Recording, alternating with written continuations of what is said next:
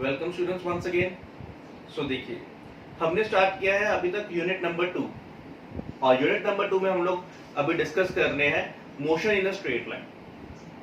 अपनी last video में मैंने आपके साथ डिस्कस किए थे कुछ रूल्स डिफरेंशिएशन के और इंटीग्रेशन के, क्योंकि ये जो मैथमेटिकल टूल्स हैं ये हमारे काइनेमेटिक्स चैप्टर में यूज होने वाले हैं। तो कैसे यूज होते हैं ये देखिए, आज हम एक न्यूमेरिकल सॉल्व करेंगे और हम उसमें देखेंगे कि हमारे इंटीग्रेशन और डिफरेंशिएशन के रूल्स कैसे यूज हो रहे हैं हमारे चैप्टर में। क्लियर? सो ये हमारे पास एक क्वेश्चन है, ये है चैप्टर नंबर 2 का question, motion in a straight line का। तो क्वेश्चन की स्टेटमेंट है, the displacement x of A particle is dependent on time t। Means जो डिस्प्लेसमेंट है उसको हम x से रिप्रेजेंट कर रहे हैं और यहां पे लिखा है is dependent on time t। तो हमें एक चीज पता लगी कि जो हमारी डिस्प्लेसमेंट है वो टाइम का फंक्शन है, मतलब अगर टाइम चेंज करेगा तो x की वैल्यू भी चेंज करेगी। क्लियर?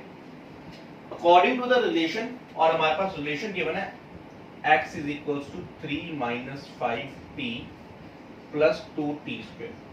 ये रिलेशन हमारे पास गिवन है। हमें फाइंड आउट करना है find its velocity at t is equal to 2 seconds and acceleration at t is equal to 4 seconds. Clear? अब हमारे माइंड में ये क्वेश्चन आता है कि हमें डिस्प्लेसमेंट गिवन है, चलो हमारे पास डिस्प्लेसमेंट गिवन है, कोई एक रिलेशन ये गिवन है। अब डिस्प्लेसमेंट से वेलोसिटी कैसे फाइंड की जाती है? सो अब हम लोग चलते हैं अपनी 9th क्लास में, थोड़ा सा उसको रिवाइज करते हैं। 9th क्लास को 9th क्लास में हमने पढ़ा था that velocity is nothing but displacement upon time. Displacement upon time is nothing but velocity. Clear? So यहां पर भी हमें velocity ही निकालनी है, बट हमें जो velocity निकालनी है वो एक पर्टिकुलर टाइम पे निकालनी है, एक पर्टिकुलर इंस्टेंट पे निकालनी है। क्लियर? और वो इंस्टेंट कब है? जब टाइम की वैल्यू क्या है? 2 सेकंड। सो एक पर्टिकुलर इंस्टेंट पे जो वेलोसिटी फाइंड आउट करते हैं हम, उसको हम लोग क्या बोलते हैं? Instantaneous velocity. And we know that instantaneous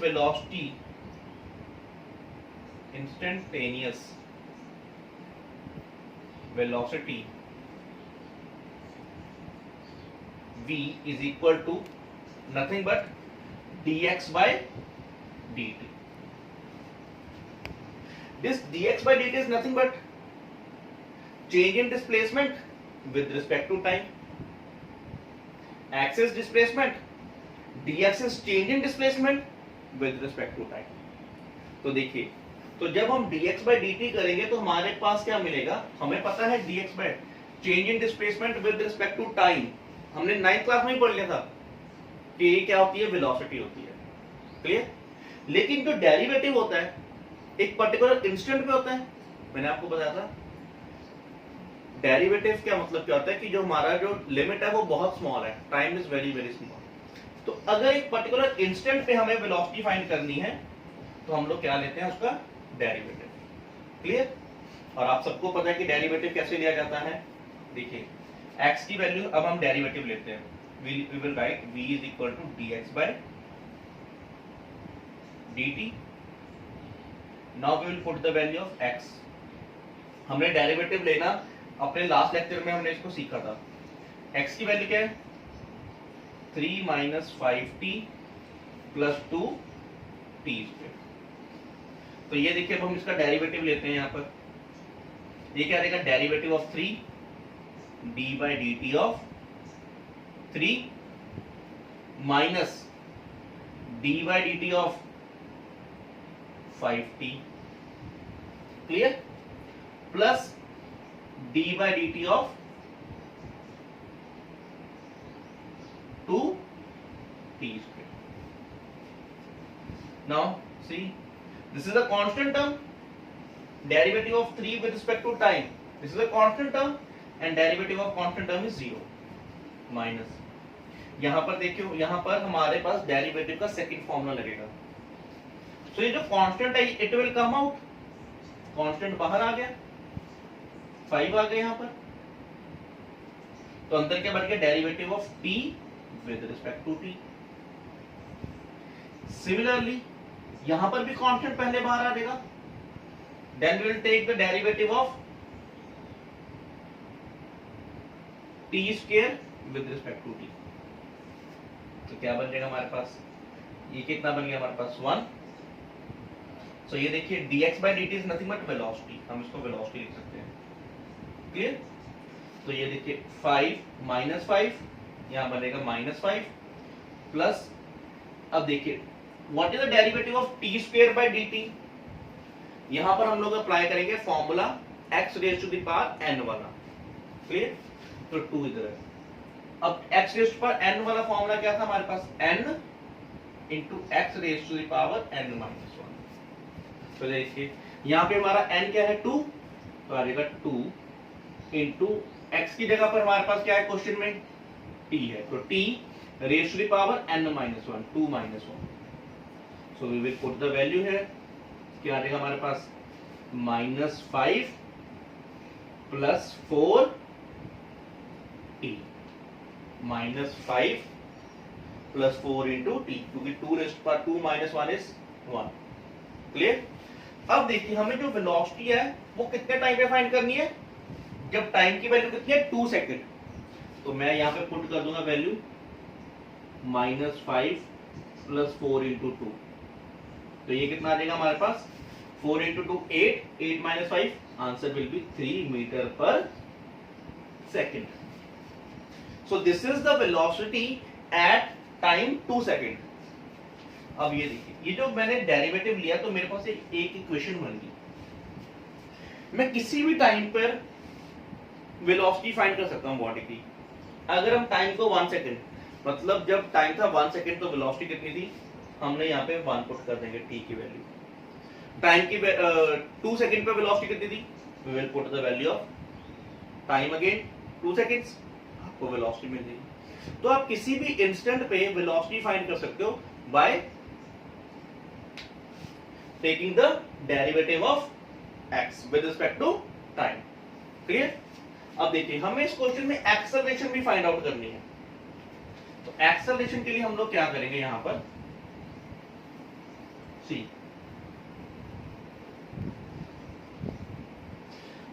अब थोड़ा हम एक्सेलरेशन की डेफिनेशन को समझने की कोशिश करते हैं। एक्सेलरेशन हमने पढ़ा था rate of change of velocity, मतलब is nothing but change in velocity upon time, clear. लेकिन हमें यहां पर एक्सेलरेशन भी पर्टिकुलर इंस्टेंट पे फाइंड आउट करनी है, मतलब जब टाइम कितना है 4 सेकेंड्स, तो एक पर्टिकुलर इंस्टेंट पे एक्सेलरेशन को हम बोलेंगे instantaneous acceleration, and that instantaneous acceleration is nothing but it is dv by dt। मतलब अगर हमें v की वैल्यू पता है और हम उसका डेरिवेटिव लेंगे टाइम के साथ, तो हमें क्या मिलेगा, acceleration. Now we have already found what is v, v की वैल्यू थी -5 plus 4t, so we will put the value here, so a will be equals to कितनी वैल्यू आगे देखिए -5 प्लस 4t, तो यहां पर भी हम लोग डेरिवेटिव लेंगे, पहले d by dt of -5 plus d by dt of 4 into t, तो -5 का डेरिवेटिव क्या आ जाएगा 0, और यहां पर देखिए इसका डेरिवेटिव क्या आएगा 4 will come out and d by dt, clear, ठीक है जी। तो ये देखिए जो एक्सेलरेशन है हमारे पास क्वेश्चन में वो कितनी आ जाएगी हमारे पास 4, acceleration is nothing but 4, clear. So this is how we will find the acceleration. So ये dt से dt हमारे पास कैंसिल हो जाएगा, clear. So we will get acceleration is equals to 4। तो यहां पर जो टाइम है t is equal to 4 second, देखिए जो एक्सेलरेशन है, जब हमने एक्सेलरेशन इसको डेरिवेटिव लिया तो हमारे पास आ गया 0 + 4। तो एक्सेलरेशन तो कांस्टेंट है, वो टाइम पे डिपेंड ही नहीं कर रही, तो आंसर आ जाएगा हमारे पास सिंपल 4। तो चाहे टाइम की वैल्यू 1 हो, चाहे 2 हो, चाहे 3 हो, आंसर विल रिमेन सेम। तो you will write acceleration is equal to 4 metre per second square. क्योंकि ये देखिए जब हमने इक्वेशन बनाई तो हमारे पास जो एक्सेलरेशन है वो टाइम पे डिपेंड नहीं कर रही, वो तो कांस्टेंट वैल्यू आ गई। तो टाइम की चाहे जो मर्जी वैल्यू हो, चाहे let it be 1 2 3 4, acceleration will remain constant. Clear? So इसी तरीके से अब हम सेकंड नेक्स्ट क्वेश्चन करेंगे। ठीक है, तो स्टूडेंट्स हमारे पास सेकंड क्वेश्चन है, a motor car starts from rest. तो पहले ही आ गया motor car starts from rest, मतलब जो उसकी इनिशियल वेलोसिटी होगी वो होगी 0 and accelerates uniformly for 10 seconds. मतलब वो 10 सेकंड्स के लिए एक्सेलरेट कर रहा है to a velocity of 20 metre per second. Clear?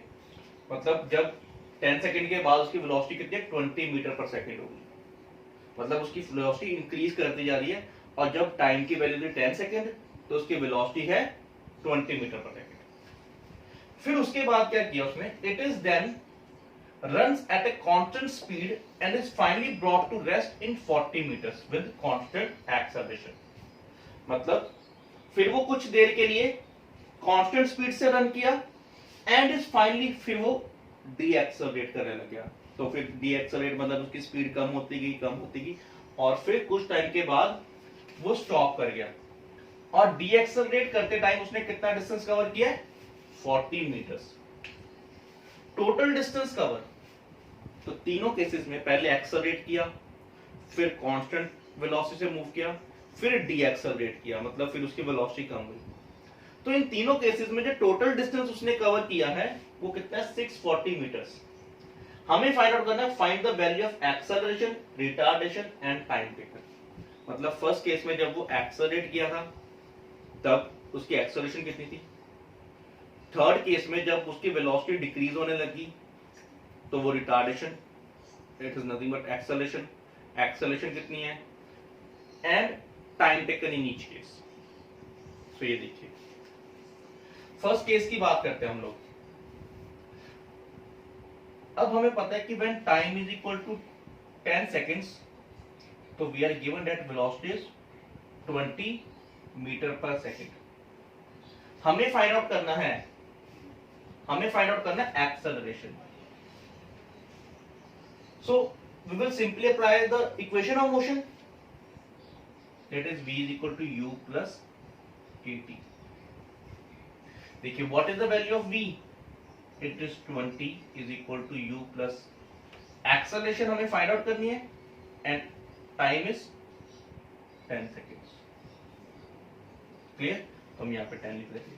So हमारे पास फॉर्मूला क्या बन गया, 20 is equal to a into 10 और you can say a is equal to 2 metre per second square. So इसका मतलब कि जो एक्सेलरेशन आई है हमारे पास फर्स्ट केस में वो कितनी है, 2 मीटर/सेकंड स्क्वायर। क्लियर? अब देखिए सेकंड केस में, थर्ड केस के लिए हमें रिटार्डेशन भी फाइंड आउट करनी है and also we have to find a time taken. Clear? तो इसको फाइंड आउट करने के लिए ये देखिए ये फर्स्ट केस हमारा सॉल्व हो गया, आप इसको नोट कर लीजिएगा। अब देखो हमें पता लग गया कि जो एक्सेलरेशन है वो कितनी है, 2 मीटर/सेकंड स्क्वायर। ठीक है, उसने हम लोग उसके जो ये जो उसकी जर्नी है उसको 3 पार्ट्स में डिवाइड करते हैं, S1 plus S2 plus S3 is equal to 640 है हमारे पास। क्लियर? मतलब उसने जो डिस्टेंस कवर किया है एक्सेलरेशन के टाइम पे, फिर वो कांस्टेंट वेलोसिटी से मूव किया तब भी कोई डिस्टेंस कवर करेगा, फिर वो डी एक्सेलरेट मतलब उसकी वेलोसिटी कम हो रही है तो स्टॉप होने से पहले भी उसने कोई डिस्टेंस कवर किया। तो वो टोटल डिस्टेंस मिला के कितना है हमारे पास, 640, it is given in the question. और हमें ये भी पता है कि जो थर्ड पार्ट था उसमें उसने कितना डिस्टेंस कवर किया है, 640। हमें ये नहीं पता कि उसने रिटार्डेशन के टाइम पे कितना डिस्टेंस कवर किया है। क्लियर? और हमें ये भी नहीं पता कि उसने एक्सेलरेशन के टाइम पे कितना डिस्टेंस कवर किया है। क्लियर? तो रिटार्डेशन को फाइंड करने के लिए देखिए, रिटार्डेशन को फाइंड करने के लिए पहले मेरे को ये फाइंड करना पड़ेगा S1 और S2, clear? Then only we can find the retardation. Now see, अब अगर मेरे को S1 की वैल्यू फाइंड आउट करनी है, हमें S1 फाइंड आउट करना है। देखिए, मतलब जब बॉडी एक्सेलरेट कर रही थी 10 सेकंड्स के लिए, तो उस 10 सेकंड्स में बॉडी ने कितना डिस्टेंस कवर किया है? तो we will use the equation S is equals to ut plus half at square. S1 is equals to ut। अब क्वेश्चन में क्लियरली गिवन है that body starts from rest, तो u की वैल्यू अगर 0 है तो ये वैल्यू 0 बन जाएगी, plus half a। What is the value of a? हमने फाइंड आउट कर लिया, दैट इज 2 t स्क्वायर। कितने सेकंड के लिए एक्सेलरेट किया है? 10 सेकंड्स के लिए, तो यहाँ आएगा 10 स्क्वायर। तो answer will be S1 will be equals to 100। Clear? अब आप लोग इस वैल्यू में पुट कर दीजिए, S1 plus S2 plus S3 is equals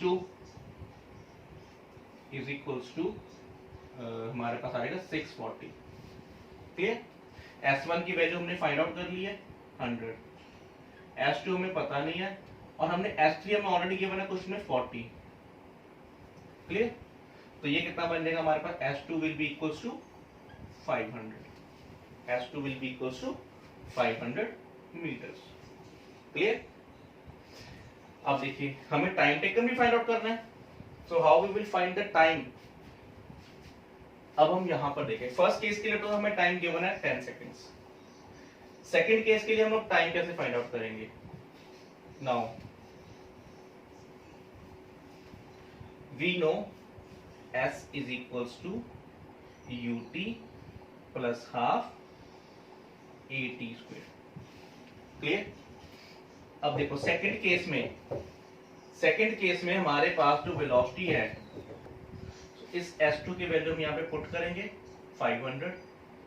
अब देखिए, सेकंड केस में जो इनिशियल वेलोसिटी है वो फर्स्ट केस की क्या होगी? फाइनल वेलोसिटी, क्योंकि बॉडी 20 मीटर पर सेकंड की वेलोसिटी उसकी फाइनली, फिर उसी कांस्टेंट स्पीड से वो मूव कर रहा था। हम लोग यहाँ पे इनिशियल की वैल्यू पुट कर देंगे 20।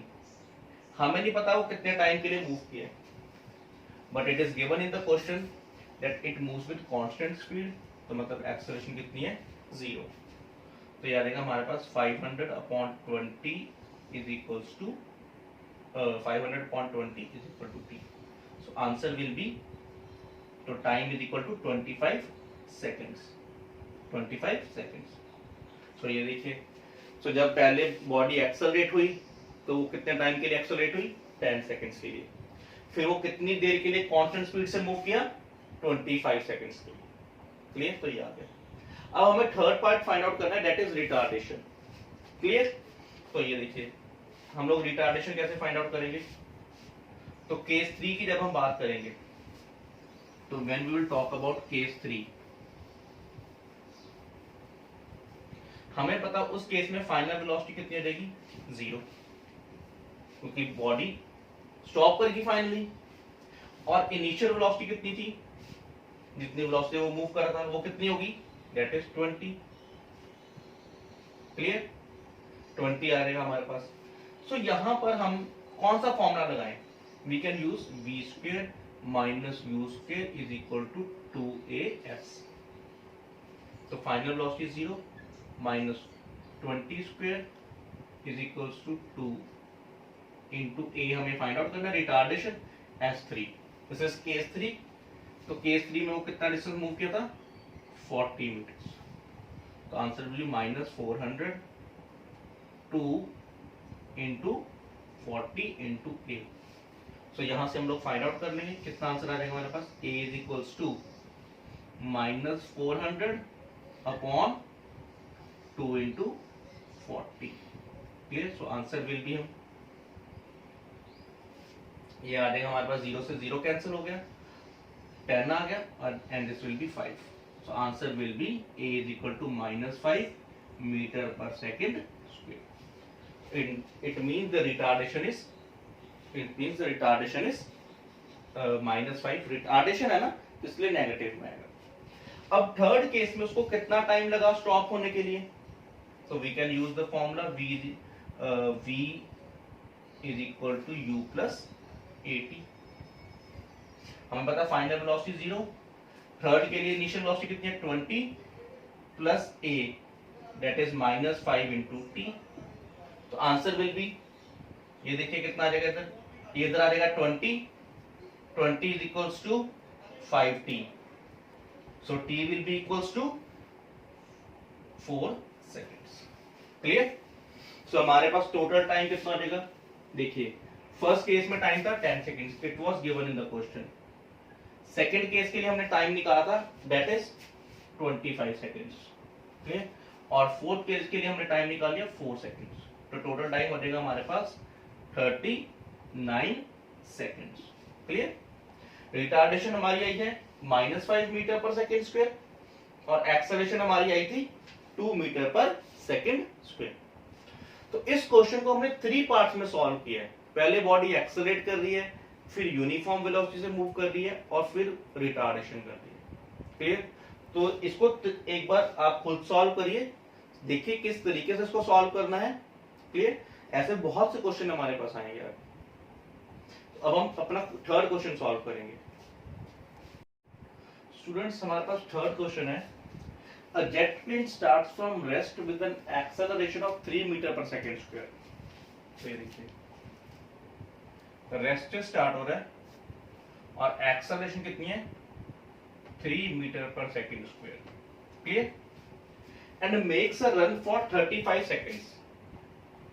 35 सेकेंड्स के लिए he makes a run before taking off. What is the minimum length of the runway? तो हमें वो डिस्टेंस निकालना है रनवे का. So we will simply use the formula here, that is s is equals to ut plus half at square. So ये देखिए जब हम यहाँ पे वैल्यूज पुट करेंगे s is equal to u is 0 plus half what is the acceleration 3 into t square 35 का square. Clear? And when we will solve this we will get the answer. So it will be around approximately 1837.5 metre. So इतनी length होगी runway की. Clear? इतने metres. अब हमें second part में ये भी फाइंड करना है what is the velocity of the jet at the take off. तो जब वो टेक ऑफ किया तो उसकी वेलोसिटी कितनी थी. So we will use the formula v is equal to u plus at. Clear? देखिए इनिशियल वेलोसिटी 0 है, एक्सेलरेशन हमें पता है दैट इज 3 और उसने कितने टाइम के लिए रन किया है 35. क्लियर? सो ये हम सॉल्व कर लेंगे. आंसर आ जाएगा हमारे पास 3 5 15. आंसर आ जाएगा 105 seconds.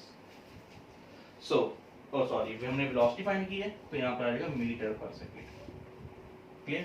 So this is the velocity of the body at the time of runway. Clear? So ये कुछ क्वेश्चंस हैं. आप लोग इस तरीके के और क्वेश्चंस प्रैक्टिस करिए. क्लियर? और अगर आपको कोई प्रॉब्लम आ रही है तो आप पूछ सकते हैं. बट ध्यान रखिए कि फर्स्ट ऑफ ऑल आपको पता होना चाहिए कि इक्वेशंस ऑफ मोशन के बारे में अच्छी तरीके से आपको नॉलेज होनी चाहिए. आपको पता होना चाहिए कि कहां पर कौन सी इक्वेशन लगती है. मैं आपको एडवाइस करूंगा कि जब भी आप कोई वीडियो देखते हैं तो सबसे पहले उसको 15 मिनट्स के लिए वीडियो देखिए, फिर उसको बुक से रीड करिए ताकि आपको वो अच्छी तरह से क्लियर हो. क्लियर?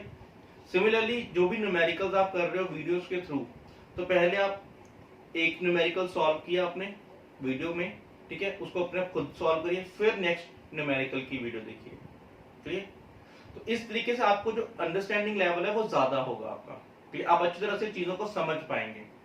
तो 15 मिनट्स के लिए देखिए, फिर उसको बुक से पढ़िए और फिर अगला टॉपिक अगली उसके आगे वाला वीडियो को कंटिन्यू करिए. क्लियर? Thank you.